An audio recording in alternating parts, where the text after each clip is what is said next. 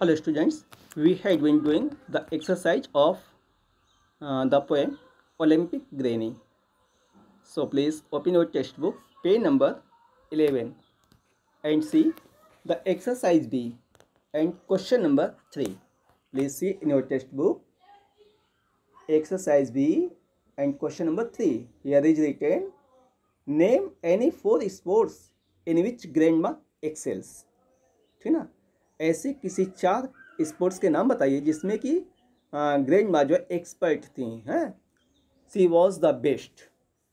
उन जो है 4 खेलों के नाम बताइए। तो बेटा इसका आंसर आपका ये है, grandma excels in the following 4 sports. वो कौन कौन से 4 स्पोर्ट्स?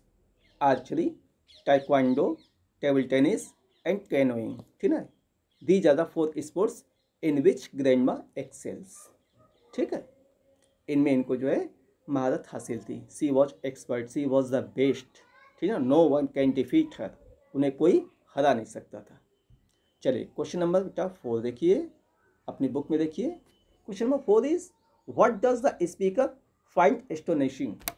यानी कि लेखक को कौन सी बात आश्चर्यजनक लगती है, वो क्या आश्चर्यजनक पाता है ग्रैंड माँ में? तो बेटा इसका आंसर है, the poet finds it astonishing that grandma is able to win all the all the contests। यानी जितने भी उनके लिए प्रतियोगिताएं हैं सबको जीत पाने में वो सक्षम है।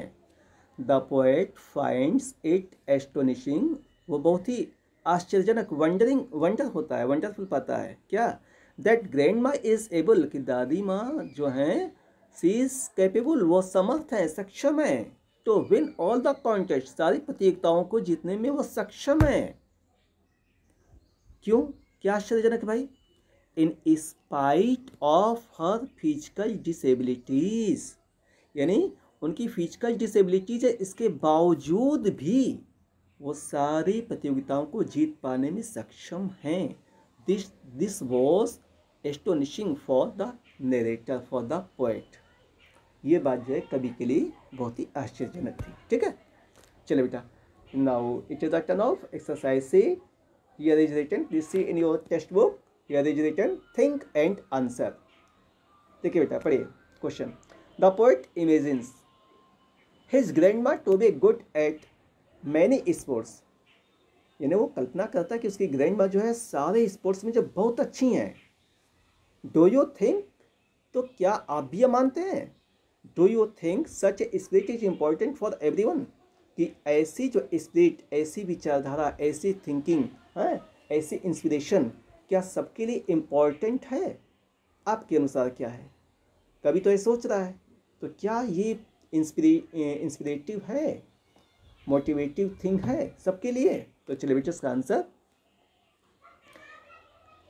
ग्रैंड माँ इज ओल्ड, ये तो बात बताई गई, ग्रैंड माँ इज ओल्ड, दादी जो है बूढ़ी हैं, एंड हैज़ फिजिकली डिसेबिलिटीज, और शारीरिक रूप से वो विकलांग भी हैं। भाई ये बात सही है, because she uses wheelchair and walker, वो तो दिया है पोएम में, क्योंकि वो व्हील चेयर वॉकर यूज करती हैं। तो इसका मतलब she is old and she is also physical disabilities, वो शारीरिक रूप से विकलांग भी हैं, बूढ़ी भी हैं। ठीक है, येट फिर भी, इसके बावजूद भी, even her magnificent and fearless spirit helps her, उनका जो फियरलेस स्पिरिट है, जो उनकी थिंकिंग है मैग्निफिकेंट है, वो जो उनको मदद देती है, किस लिए? टू बी एन एनर्जेटिक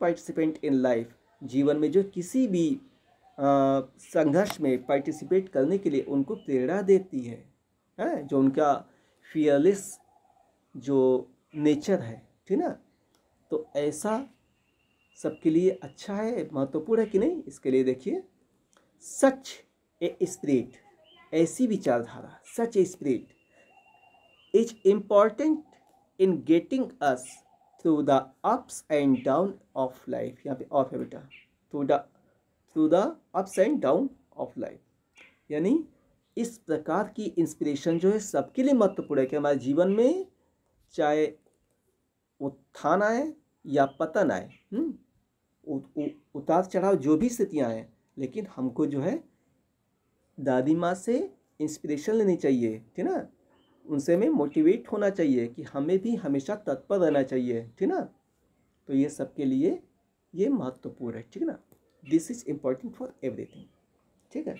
तो आज के लिए इतना ही रहने दीजिए, और इसके बाद की जो एक्सरसाइज है, नो द पोएम, और ये लिखा है here are some pairs of rhyming words from the poem, add two more rhyming words of your own, और नीचे जो read this phrases from the poem, वो जो है नेक्स्ट डे हम सेंड करेंगे आपको, ठीक है। इसे अपनी नोटबुक में लिख लीजिएगा, ठीक। That's all, thank you.